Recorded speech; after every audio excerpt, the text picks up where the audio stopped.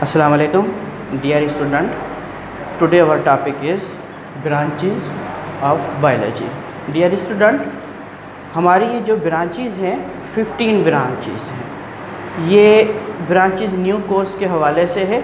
जो पुराना कोर्स था उसके अंदर आप लोगों की थी 13 ब्रांच, और आपको पहली जो वीडियो आई है ब्रांचेस ऑफ बायोलॉजी, आप लोगों ने उसको इग्नोर कर देना है। आज जो हम आप लोगों को ब्रांचेस बताने जा रहे हैं वो न्यू कोर्स के हवाले से है, तो आइए हम इसको डिस्कस करते हैं। तो ब्रांचेस ऑफ बायोलॉजी में स्टूडेंट पहले हमारी ब्रांच आती है मॉर्फोलॉजी। मॉर्फोलॉजी डियर स्टूडेंट, पहले लेक्चर में आप लोगों को मैंने बताया था कि हम जो साइंस की लैंग्वेज जब सीखते हैं तो वर्डों को हम टर्मिनोलॉजी करते हैं, उनको तोड़कर सीखते हैं, तोड़कर उनकी मीनिंग करते हैं, उसको सीखते हैं। तो मॉर्फोलॉजी की हम टर्मिनोलॉजी करते हैं। जो मॉर्फोलॉजी वर्ड है दो वर्ड से मिलकर बना है, एक होता है मॉर्फ और दूसरा लॉजी। जैसे कि हम इसकी टर्मिनोलॉजी करते हैं, मॉर्फ वर्ड लिया गया है। मॉर्फ वर्ड की मानी होती है फॉर्म, और दूसरा वर्ड आता है लॉजी। लॉजी की मानी होती है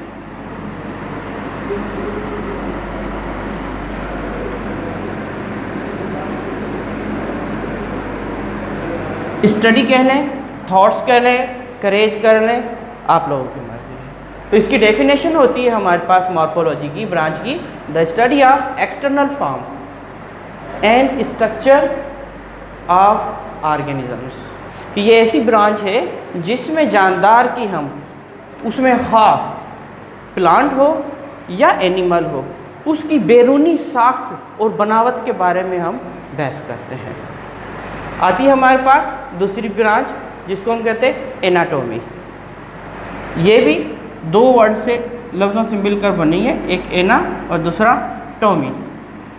एक वर्ड है एना, एना की मानी होती है अप, या इसकी दूसरी मानी होती है पार्ट।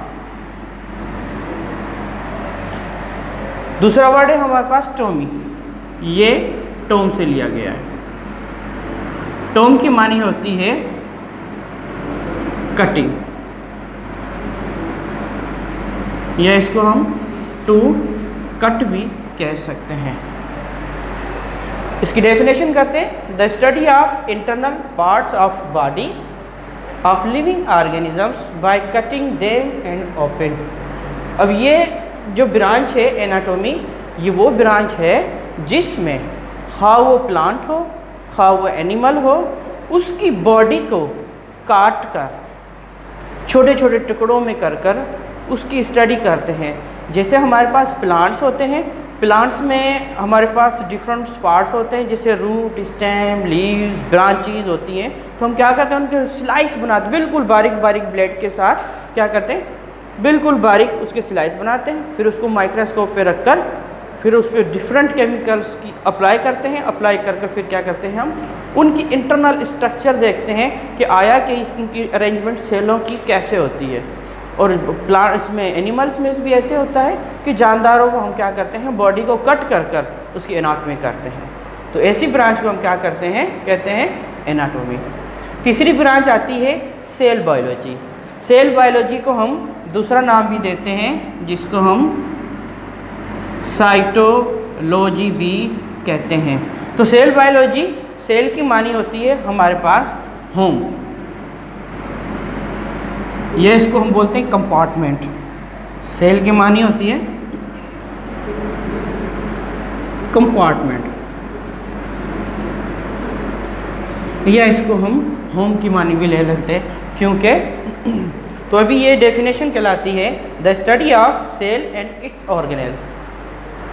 अब इस ब्रांच में हम क्या करते हैं, सेल की स्टडी करते हैं कि आया ये सेल किस टाइप का है, किन हिस्सों पर मुश्तमिल है, और इसके अंदर कौन कौन से ऑर्गेनेल पाए जाते हैं। मज़ीद हम सेल की जो चैप्टर नंबर 4 में डिस्कस करेंगे कि इसके अंदर कौन कौन से ऑर्गेनेल्स होते हैं, जैसे कि एंडोप्लाज्मिक रेटिकुलम हो गया, प्लास्टिड हो गई, क्लोरोप्लास्ट हो गया, माइटोकॉन्ड्रिया हो गया, गोल्जी बॉडीज़ होती, वैक्यूल्स होते हैं, और भी काफ़ी चीज़ें होती हैं, उनकी हम स्टडी करते हैं इस सेल बायोलॉजी यानी साइटोलॉजी के अंदर। नंबर 4 पे आती है हिस्टोलॉजी। हिस्टोल भी वर्ड दो से लिया गया है, हिस्टोस और दूसरा लॉजी। एक आता है हिस्टोस, हिस्टोस की मानी होती है हमारे पास वेब, या इसको हम कहते हैं टिश्यू। और लॉजी की मानी होती है डिस्कस, वही बेस या स्टडी कह लें, करेज कह लें, नॉलेज कह लें, एज यू विश।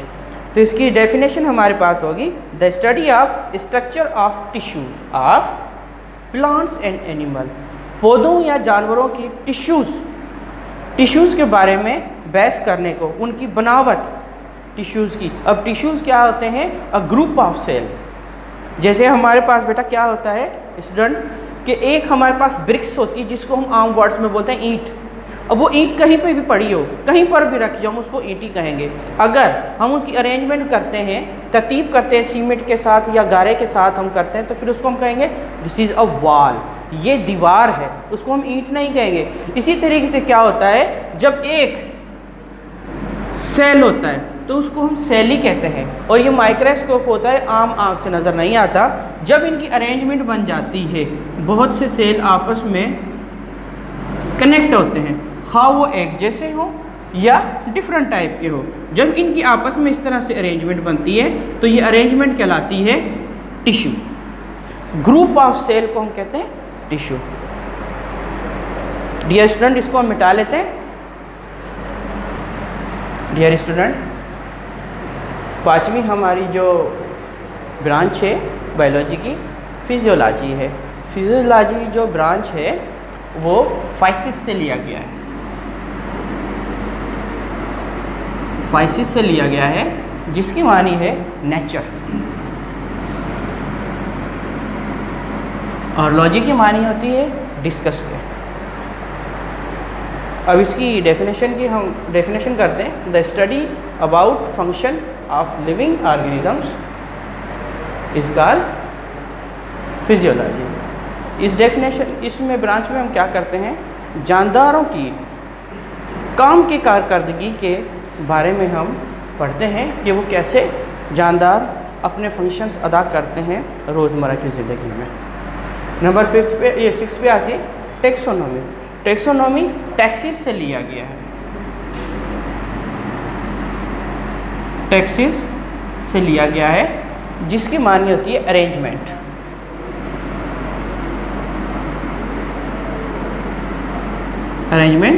और दूसरा होता है नोमी, ये नोमस से लिया गया है, नोमस से लिया गया है, जिसकी मानी होती है नेम। ये इसको हम बोलते हैं नेमिंग। तो इसकी डेफिनेशन इस तरह से होती है the study of rules, principles, grouping and naming the living organisms. अब ये जो ब्रांच है स्टूडेंट, ये ऐसी ब्रांच है जिसको हम टैक्सोनॉमी कहते हैं। ये ऐसी ब्रांच है जो कि जानदारों की दर्जाबंदी करती है कि आया कि किस जानदार को किस कैटेगरी में रखा गया जाए। उसमें फॉलो होते हैं रूल्स, कायदे कानून, प्रिंसिपल्स और ग्रुप इस्तेमाल होते हैं। अब वो कैसे, जैसे हमारे पास होते हैं कुछ जानदार ऐसे होते हैं जो रीढ़ की हड्डी वाले होते हैं, जिनको हम बोलते हैं फकारिया। जो रीढ़ की हड्डी के बग़ैर होते हैं उनको हम गैर फकारिया कहते हैं।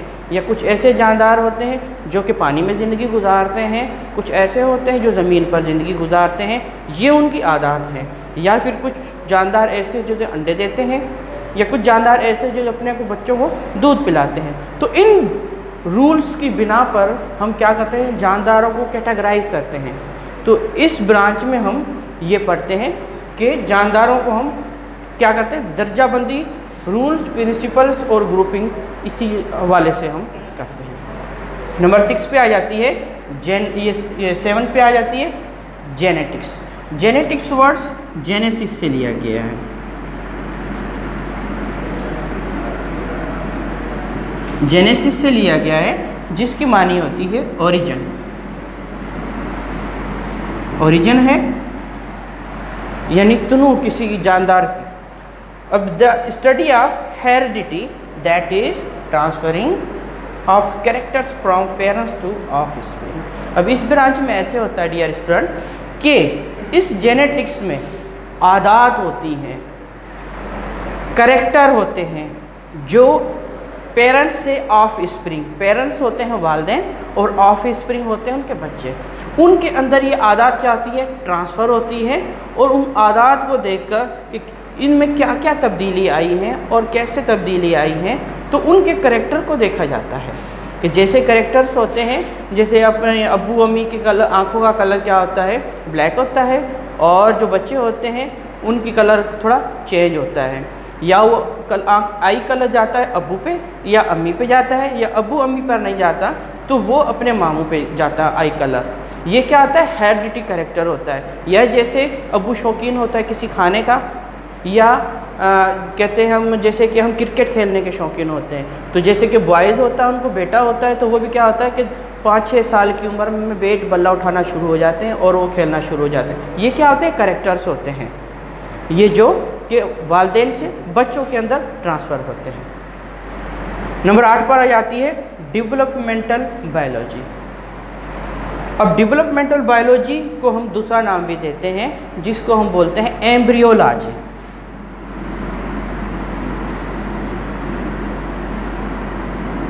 एम्ब्रियोलॉजी भी इसको हम कहते हैं। इस ब्रांच में डियर स्टूडेंट क्या होता है, एम्ब्रियोलॉज एम्ब्रियोन से लिया गया है, एम्ब्रियोन वर्ड एम्ब्रियो से लिया गया है, एम्ब्रियो से लिया गया है। तो इसकी डेफिनेशन इस तरह से होती है, the study of formation and development of embryo. अब इस ब्रांच में क्या होता है डियर स्टूडेंट के आप लोगों को पता है हमारे पास गैमेट्स होते हैं, स्पर्म एंड ओवम, स्पर्म और ओवम होते हैं। अब स्पर्म्स और ओवम ये क्या होते हैं, हमारे पास गैमेट्स होते हैं। जब इनका फ्यूजन होता है तो हमारे पास एक सेल मौसूल होता है जिसको हम कहते हैं जाइगोट। अब ये जाइगोट के बाद क्या होता है, डेवलपमेंट चेंजेस आती हैं जिसको हम डेवलपमेंट बोलते हैं, चेंजेस तब्दीलियाँ आती हैं। तो इस जाइगोट से मुकम्मल जानदार बनने तक के प्रोसेस के बारे में हम पढ़ते हैं। तो ऐसी ब्रांच को हम बोलते हैं डेवलपमेंटल बायोलॉजी या एम्ब्रियोलॉजी बोलते हैं, यानी मुकम्मल जानदार बनने तक के इल्म को हम कहते हैं एम्ब्रियोलॉजी। तो इसी ब्रांच में हम एम्ब्रियोलॉजी पढ़ते हैं। तो डियर स्टूडेंट हमारी ये 8 ब्रांचेज यहाँ पर मुकम्मल होती हैं। बाकी की जो हमारे पास 7 बची हुई हैं, इंशाल्लाह हम नेक्स्ट वीडियो में आप लोगों को डिस्कस करके बताएंगे। During this lecture if you have any query or questions regarding this topic you may ask frequently, any hesitation। तब तक के अल्लाह हाफ़िज़।